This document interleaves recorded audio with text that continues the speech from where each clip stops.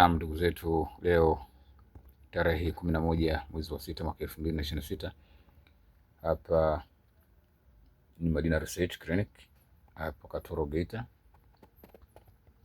lakini vile vile tuna mapafimu mbalimbali kutoka China, lakini tuna dawa mbalimbali zenyewe kutoka nchi mbalimbali, na zingine tuna product wenyewe katika kliniki hii.